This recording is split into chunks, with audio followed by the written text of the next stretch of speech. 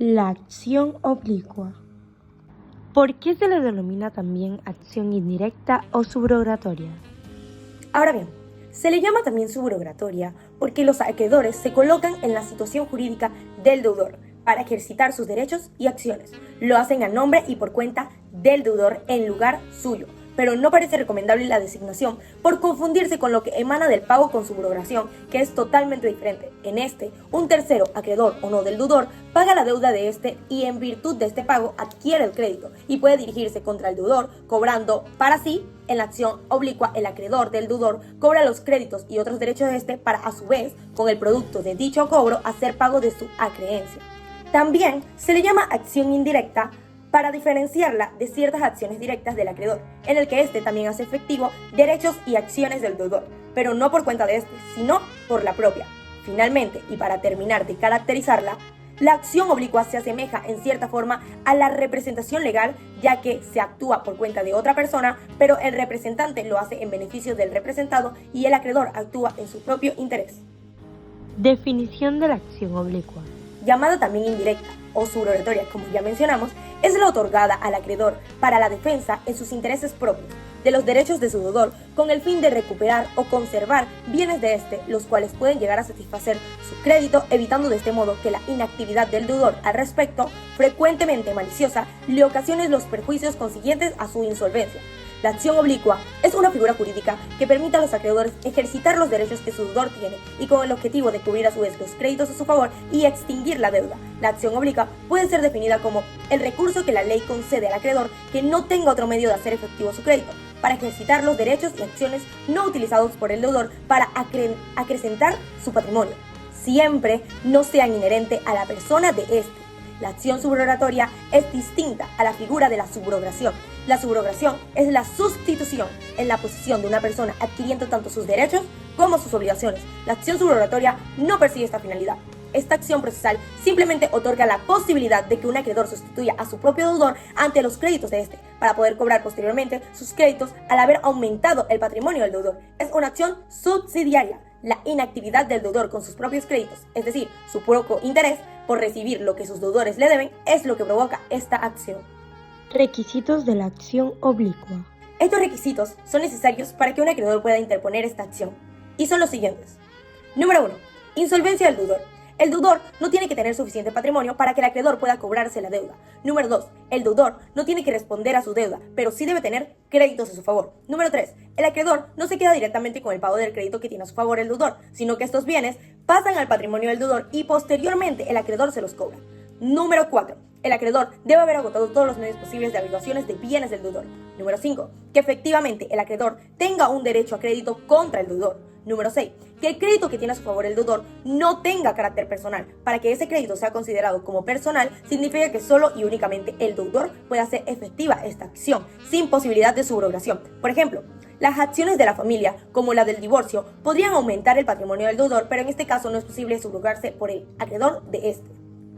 Requisitos del acreedor que ejerce la acción oblicua. Número 1. Como toda persona que ejerce una acción, debe tener interés en ello. Número 2. El acreedor tendrá interés cuando la negligencia del deudor quede comprometida su solvencia. Número 3. En todo caso, es evidente que si el deudor es solvente, no procede el ejercicio de las acciones oblicuas. Cualquiera que sea la magnitud e importancia de los derechos que el deudor deja de hacer valer, si igual se va a pagar de su crédito, el acreedor carece de todo interés y su actuación sería una mera intrusión en las cosas ajenas.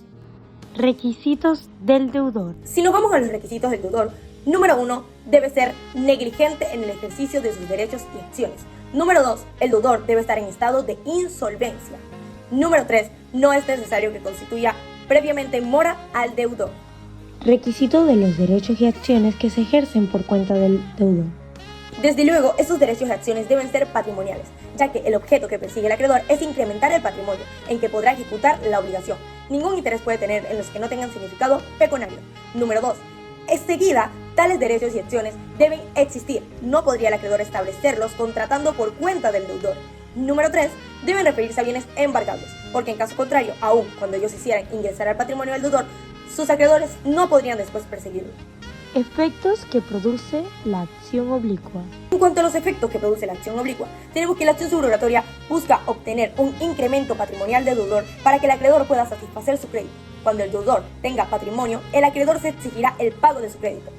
El acreedor podrá ejercitar las acciones que le correspondan a su deudor sin límites, pudiendo reclamar la deuda en su totalidad con la obligación de devolver la cantidad sobrante. Aquello que entre en el patrimonio del deudor por las acciones que ejerció su acreedor no quedará efecto a este y podrá beneficiarlo a cualquier otro acreedor que lo reclame. La acción oblicua en la legislación panameña. Narciso Garay nos da la siguiente definición de la acción indirecta o subrogatoria. Se llama acción indirecta, oblicua o subrogatoria al ejercicio por parte del acreedor de derechos y acciones patrimoniales, no personalísimos, perteneciendo al deudor no concursado ni quebrado, con el fin de hacer ingresar al patrimonio de este bienes que deben estar en él y no lo están, siempre que el deudor no esté en posesión de otros bienes sobre los cuales pueda el acreedor obtener la realización de lo que se debe. Esta acción se halla prevista en el artículo 996 del Código Civil panameño. Artículo 996. Los acreedores, después de haber perseguido los bienes que estén en posesión del deudor para realizar cuanto se les debe, pueden ejercitar todos los derechos y acciones de este con el mismo fin, exceptuando los que sean inherentes a su persona. El tracto normativo antes mencionado faculta al acreedor para ejercer acciones pertenecientes a su deudor, respecto de las cuales, en principio, carecerían de legitimación para ejercerla. Tales acciones se podrían ejercer ante el supuesto deudor que se mostrase omiso, sea por negligencia o por mala fe, en cuanto a hacer ingresar en su patrimonio bienes que deben estar en él y no lo están. Se trata de suplir la inacción del deudor ejerciendo las acciones que le competen a este, de tal manera que el acreedor accionaría ante el deudor de su deudor ejerciendo las acciones que le corresponderían a este último, igualmente que el acreedor no ejercitase sus acciones propias sino ajenas, es decir, acciones de las cuales es titular su deudor. En consecuencia, no produce tal subrogación pese a la denominación de acción subrogatoria. Lo que se produce es realmente una sustitución procesal. Semejanzas entre la acción oblicua y la acción paulina. En cuanto a las semejanzas de las acciones paulina y subrogatoria, tenemos que se funden en el principio según el cual el patrimonio del deudor constituye la garantía general o común de los acreedores. Son medios de conservación de la garantía patrimonial. Este patrimonio puede desaparecer o disminuir por actos del deudor con los cuales renuncia, dispone o agrava sus bienes o por abstención u omisión del deudor que no hace lo que debe hacer en su beneficio. También tienen carácter patrimonial. La acción subrogatoria trata de crear o incrementar el patrimonio del deudor, que por desidia de este podría perder. Y la acción paulina restituye la garantía general, que exclusivamente relaciona al acreedor accionante. También constituyen recursos judiciales subsidiarios, cuyo fin es conseguir el pago actual o futuro de las deudas. Proceden en virtud de la conducta perjudicial, acciones u omisiones adoptadas por el deudor respecto de sus acreedores. A su vez, no producen sin el patrimonio del deudor hay bienes suficientes para hacer efectivo el crédito, situación en la que el acreedor no tiene injerencia en el manejo de los asuntos del deudor. Diferencias entre la acción oblicua y la acción paulina. Salvo las semejanzas antes señaladas, la diferencia entre ambas acciones es completa. La acción paulina supone una acción y la subrogatoria una omisión del parte del deudor. La acción paulina procede contra los actos, acciones del deudor con los cuales renuncia a derechos o realiza actos de disposición o gravamen de su patrimonio en perjuicio de su acreedor. El deudor dona, vende o grava sus bienes, renuncia a una herencia o legado, etc. La acción subrogatoria o oblicua cae dentro del campo de las omisiones del derecho, en el reclamo o no ejercicio de sus derechos. No reclama una herencia, no se defiende en un proceso judicial que puede originar la pérdida de sus bienes, etc. La acción paulina ataca un acto realizado por el deudor y las acciones subrogatorias suponen la inactividad del deudor. El patrimonio del deudor constituye garantía general de sus acreedores. Asimismo, el fin de la acción oblicua es ingresar en el patrimonio del deudor los bienes que resulten por los que la naturaleza de la acción subrogatoria u oblicua es de integración patrimonial. Por lo tanto, beneficia a todos los acreedores del deudor. La acción paulina persigue que se declare ineficaz con relación al accionante el acto de renuncia a derechos o de disposición gravemente realizado por el deudor, restituyéndose de este modo la garantía patrimonial común, pero sin que los bienes retornen al patrimonio del deudor. Su naturaleza es de constitución de la garantía patrimonial común, pero sin restitución de los bienes a la esfera jurídica del deudor. Consiguientemente, la acción paulina beneficia exclusivamente al acreedor demandante que obtiene una sentencia favorable. También, en la acción oblicua, el acreedor demanda en nombre de su deudor. En la paulina, demanda en nombre propio.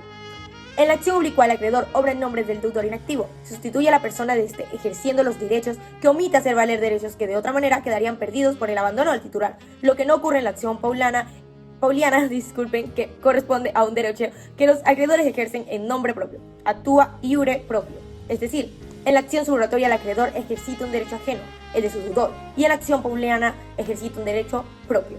La prescripción de la acción oblicua. En cuanto a la prescripción de la acción oblicua, tenemos que la acción oblicua es una acción real.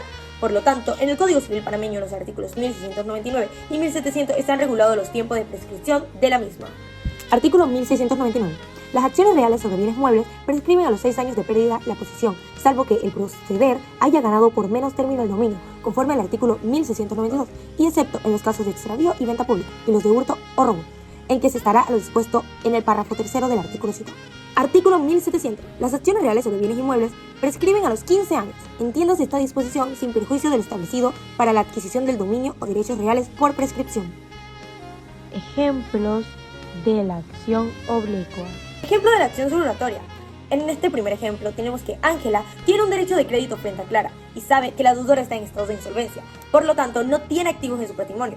Clara tiene un deudor, Carlos, pero ella ha decidido no reclamarle la deuda. Ángela ha intentado por todos los medios posibles cobrar la deuda de Clara, pero no lo ha conseguido. Se entera que Clara tiene un deudor y decidió ejercer la acción subrogatoria. Al ejercer la acción, consigue que Clara cobre su deuda y se integran esos pasivos en su patrimonio para posteriormente Ángela pedir la ejecución.